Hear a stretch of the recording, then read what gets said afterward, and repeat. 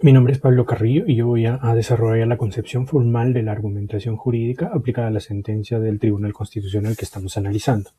Al analizar la sentencia puedo identificar claramente una estructura. En la premisa mayor, el tribunal toma como base normas constitucionales, especialmente el artículo 159, inciso 4 y el artículo 166 de nuestra Constitución, que establecen que el Ministerio Público conduce la investigación del delito y señala las funciones de la Policía Nacional. En la premisa menor, el tribunal analiza las normas impugnadas, como los diferentes decretos legislativos, la Ley 32.13.0, que modifican el Código Procesal Penal y buscan fortalecer el control de la policía en la investigación del delito.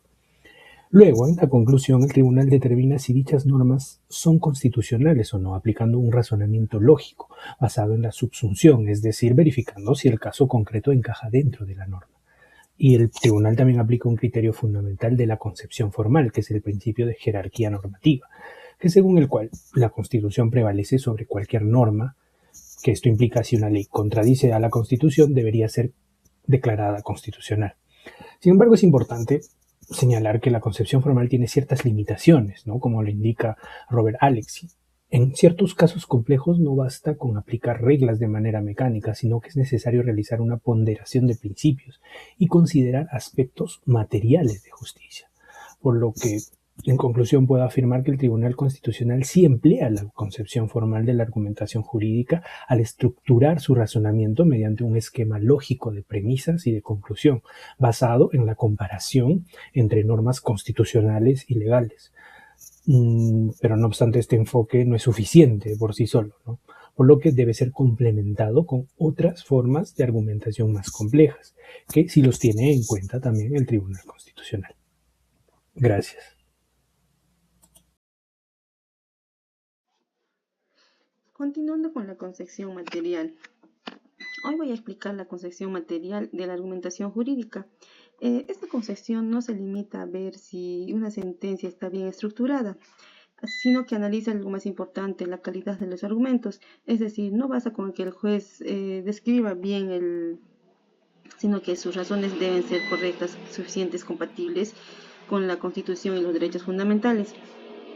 Dentro de esta concepción material, el primer nivel de análisis es la concepción formal. Esta funciona como una etapa inicial, donde se verifica si la sentencia cumple con los requisitos básicos.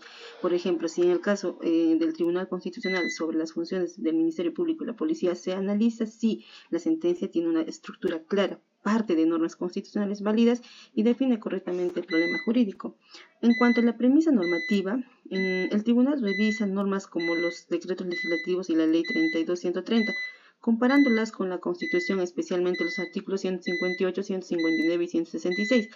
Además, aplica el principio de supremacía constitucional, afirmando que la Constitución está por encima de todas las leyes. También analiza la distribución de competencias. El Ministerio Público dirige la investigación del delito, mientras que la policía cumple funciones de apoyo dentro del marco constitucional. Esto ya ha sido confirmado en varias sentencias del propio Tribunal Constitucional.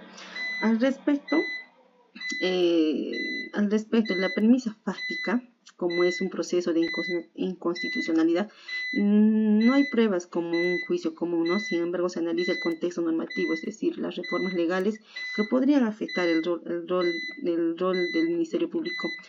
Por otro lado, la sentencia cumple con la debida motivación. ¿Por qué? Porque analiza las competencias y fundamenta la decisión de forma lógica y ordenada. Además, esto aplica el criterio de que la inconstitucionalidad es la última decisión, es la última opción, prefiriendo interpretar la norma de forma compatible de la Constitución. Bueno, mi nombre es Kaori Canchari Contreras. Voy a seguir con la concepción pragmática en respecto al caso que estamos llevando. La concepción pragmática trata del estudio de argumentos jurídicos, el cual se basa en el lenguaje en dimensión lógica y material. A su vez, dentro de esto encontramos componentes dialécticos, retóricos y de argumentación jurídica. En relación a la investigación del Ministerio Público con la Policía Nacional, la perspectiva que tienen es una práctica del análisis del lenguaje en cómo se puede interpretar la normativa y al mismo razón la comunidad legal y en la sociedad tiene mucho que ver en este en este caso, ¿no? Dentro de esto encontramos la dimensión dialéctica, que es básicamente la argumentación jurídica. Son los puntos de vista de ambas partes, donde es un debate lógico entre las diferentes partes, en este caso, que dan argumentos y contraargumentos, que viene a ser un diálogo racional. Dentro de ello también vemos la dimensión retórica, que examina prácticamente las tácticas persuasivas que según la decisión tomada, ¿no? El Tribunal Constitucional se apoya de argumentos relacionados a la lucha contra el delito. Y la policía toma aspectos que desempeña un papel asimismo persuasivo, pero que aborda en preocupaciones sociales como la seguridad de los ciudadanos. También observamos la argumentación jurídica. En este caso, el tribunal elabora un discurso que parece no solamente dirigido a los juristas, sino también al público en general, lo que significa que toma un énfasis en argumentos de interés común. También podemos observar la expansión que se requiere de un mayor cuidado y de esta manera para poder evitar comprometer calidades del razonamiento legal. El estudio pragmático permite establecer que la argumentación no tenga falencias en un aspecto dialéctico. Buen día, catedrático y compañeros todos. Soy el estudiante Héctor Ronaldo Taipe Paucar, quien dará inicio al desarrollo de las falacias argumentativas encontradas en la sentencia del Tribunal Constitucional número 150/2025. Bien, como señala Mixamas, un razonamiento jurídico es deficiente si carece de coherencia lógica, y en este caso se pretende sacrificar la Constitución en el altar de la operatividad policial. Hemos encontrado 4 falacias argumentativas. El primero, el falso dilema. Se nos dice que debemos elegir entre una policía eficiente o un fiscal burocrático. Esta es una premisa falsa. La eficiencia no nace de la autonomía policial, sino de la colaboración bajo el mando fiscal que ordena nuestra Carta Magna, es decir, el binomio de oro. Segundo, la falacia ad populum, apelación de la urgencia social. Se utiliza el miedo de la ciudadanía y la crisis de inseguridad para justificar la reforma, pero el derecho no es populismo. Una crisis social no faculta al Congreso a poder desmantelar las competencias inherentes al Ministerio Público. Tercero, la falacia ignoratio elenchi, conclusión innecesaria. Se argumenta que, como la policía tiene la capacidad técnica y los laboratorios necesarios, debe dirigir la investigación, pero esto es un error jurídico grave. La experticia técnica no otorga titularidad jurídica. La policía sabe cómo recoger la prueba, pero el fiscal es quien decide y cómo introduce esta prueba dentro de un proceso penal. Cuarto, la falacia de la ambigüedad, equivocación de términos. La sentencia separa la condición jurídica de la estrategia operativa como entes aislados. Este hecho permitiría que la policía actúe sin mando fiscal previo en la etapa preliminar. Según Mixamas, es un paralogismo semántico. Al ser la conducción un concepto integral en la Constitución, el legislador no puede redefinirlo para restarle poder al Ministerio Público. Entonces, dividir la conducción es una contradicción lógica que viola la jerarquía de la norma matriz. Por lo expuesto, nuestra posición es firme en que la Ley 32.130 es inconstitucional. El sustento es el artículo 159, inciso 4 de la Constitución, que establece al fiscal como el único dominius litis desde el inicio de la investigación, ya que al otorgarle autonomía a la Policía Nacional Perú se estaría rompiendo la unidad de prueba y se abriría puerta a la arbitrariedad. Si el fiscal no conduce la estrategia desde el primer minuto, lo que tendremos no será justicia rápida, sino procesos anulados por pruebas ilícitas. Entonces, el Tribunal Constitucional ha intentado salvar la norma con una interpretación forzada, pero la realidad es clara. Cualquier ley que desplace al fiscal de su rol conductor vulnera el Estado de Derecho. No buscamos una policía debilitada, sino una policía que actúe bajo el imperio de la legalidad constitucional. Muchas gracias. A continuación voy a explicar los 7 elementos que conforman las buenas razones jurídicas. Como punto número 1 tenemos la claridad. El fallo sí explica, que se entiende por conducción jurídica, dejando claro que el Ministerio Público dirige el caso, pero a la vez la PNP puede actuar en situaciones urgentes. Igual, es decir que no hay ninguna confusión en exagerar un poco, porque en la práctica esa línea entre los dos, entre lo que es urgente y práctico, es algo que se puede cuestionar. Aún así, el tribunal da una idea bastante usable para aplicarlo en nuestro Código Procesal Penal.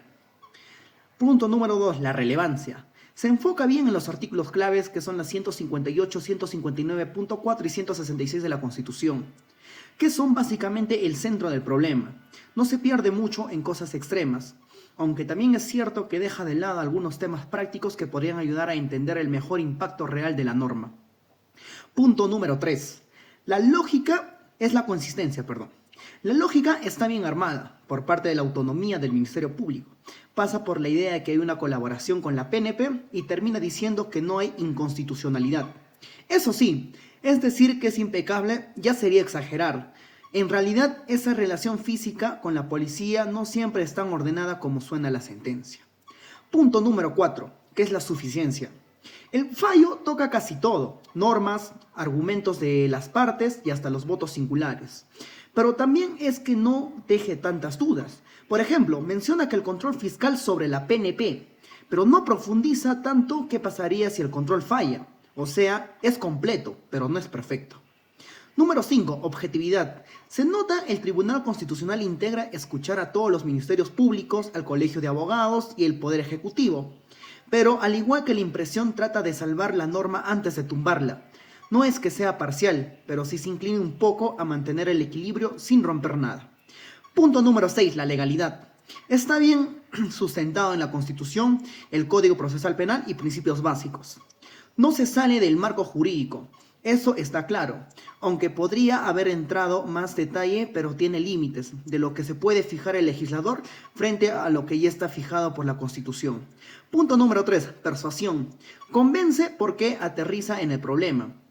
En el país como el nuestro, que la delincuencia es bastante, necesitas que la policía actúe rápido, pero tampoco, porque es rapidez, no significa que la norma sea constitucional. Al igual logra un equilibrio y una eficacia, con respeto a los derechos humanos. Gracias. Buenas tardes. Continuando con la exposición, yo haré el análisis crítico.